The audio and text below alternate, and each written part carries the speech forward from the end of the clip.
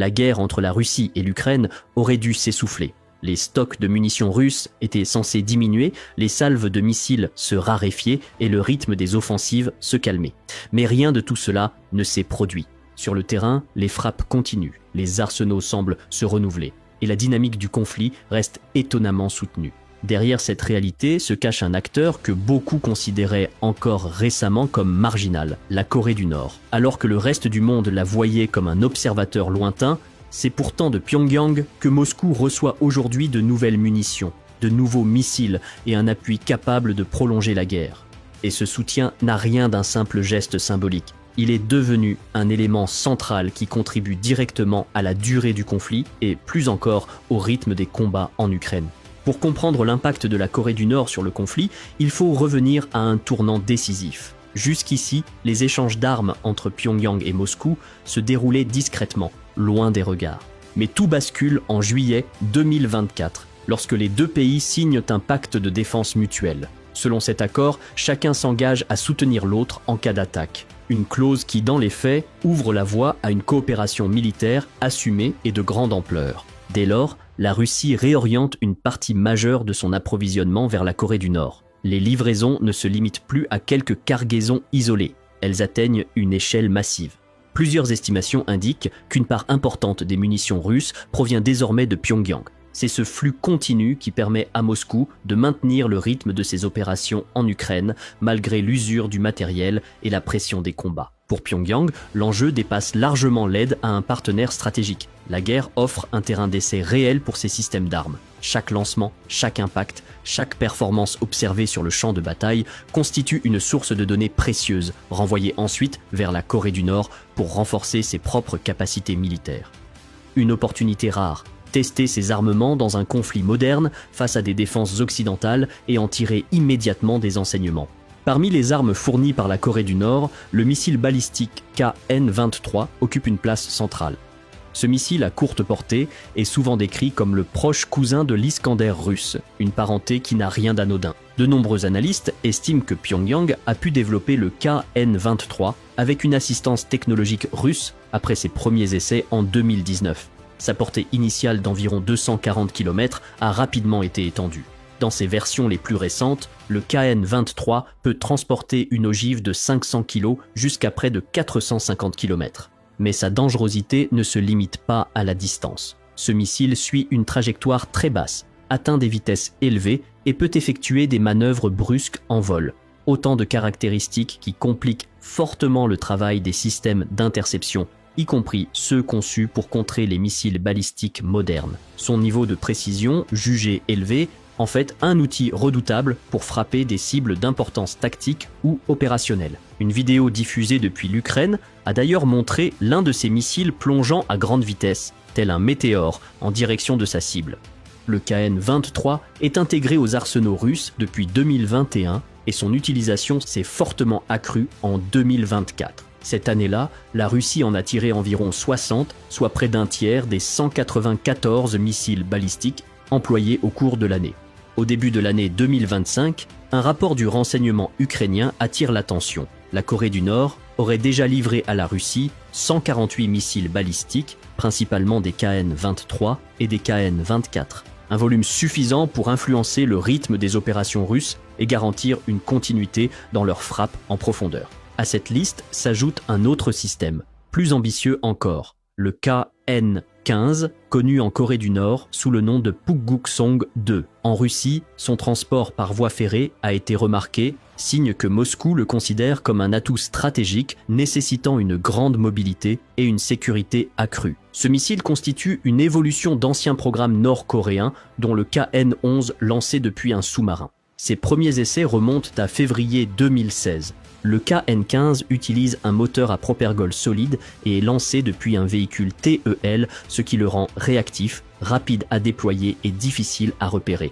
Sa portée exacte n'a jamais été annoncée officiellement, mais plusieurs analyses occidentales estiment qu'elle pourrait atteindre environ 2000 km, ce qui le place dans la catégorie des missiles de portée intermédiaire capables de frapper loin derrière les lignes adverses. Son ogive est modulable.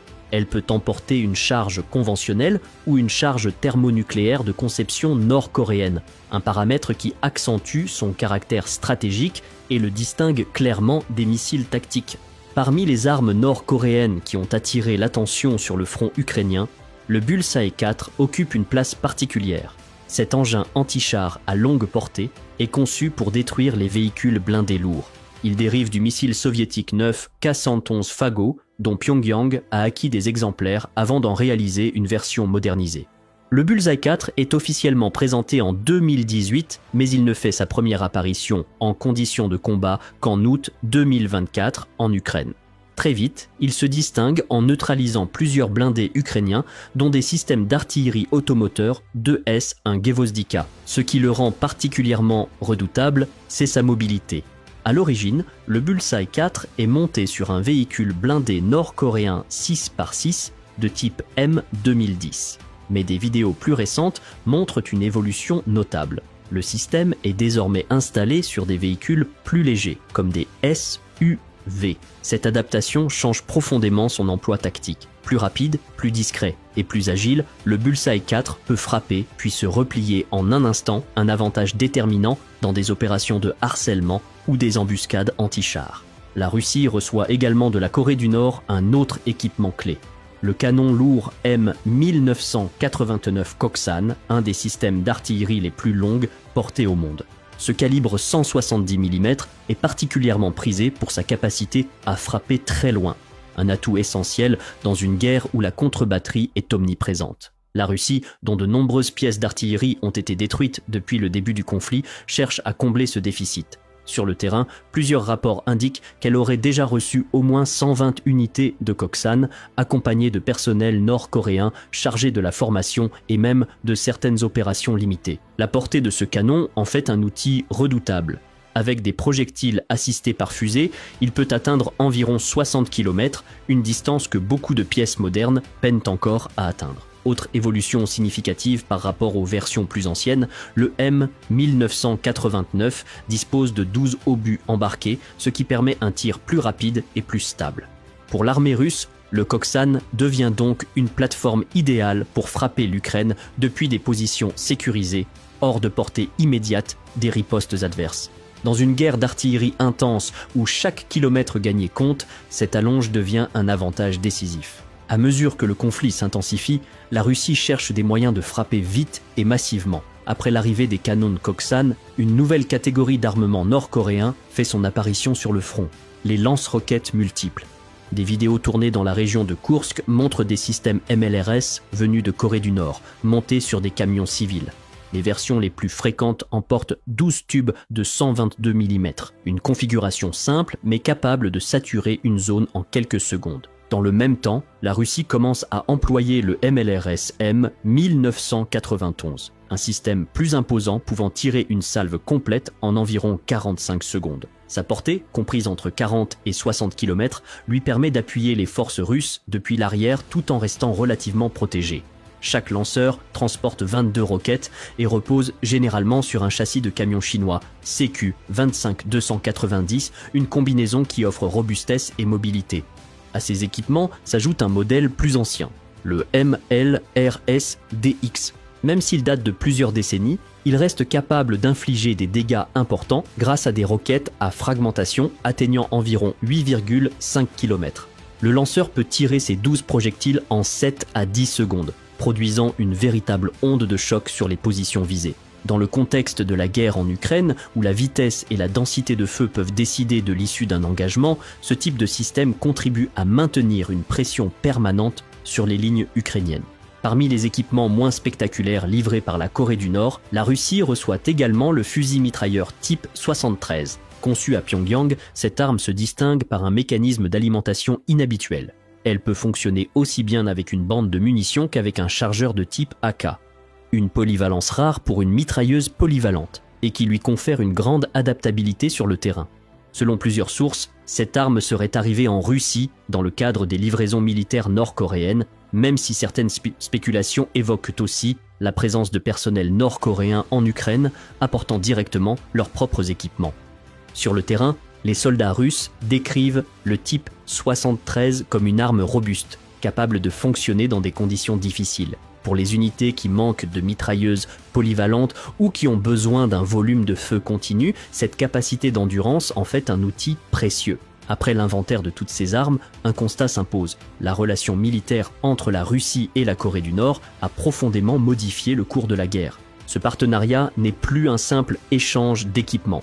Il est devenu l'un des facteurs les plus déterminants dans la dynamique du conflit. Pour Moscou, l'arrivée régulière de munitions, de missiles, d'artillerie et de lance-roquettes offre une marge de manœuvre retrouvée.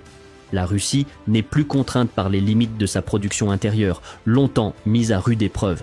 Elle peut maintenir un rythme de frappe soutenu, voire l'intensifier. Du côté nord-coréen, les gains sont tout aussi significatifs. Pyongyang obtient des ressources financières, un accès élargi à certaines technologies et, surtout, la possibilité d'évaluer ses systèmes d'armes dans un conflit moderne de grande ampleur. Chaque engagement, chaque tir et chaque performance observée fournissent un retour d'expérience précieux pour améliorer sa propre armée. Cette opportunité, rare et risquée, renforce progressivement ses capacités militaires. Ce rapprochement dépasse donc la logique transactionnelle. Il forme une véritable symbiose stratégique. La Russie reçoit les moyens d'alimenter sa campagne militaire, tandis que la Corée du Nord gagne en expertise et en influence. Ensemble, ces deux dynamiques prolongent la guerre et compliquent la situation pour l'Ukraine comme pour l'ensemble de la communauté internationale. Au regard de ces éléments, une dernière évidence s'impose. La guerre en Ukraine ne se joue plus seulement entre deux armées, mais au croisement d'alliances qui redéfinissent l'équilibre du conflit. Et dans cette configuration, la coopération entre Moscou et Pyongyang pèse désormais bien plus lourd qu'on ne l'imaginait.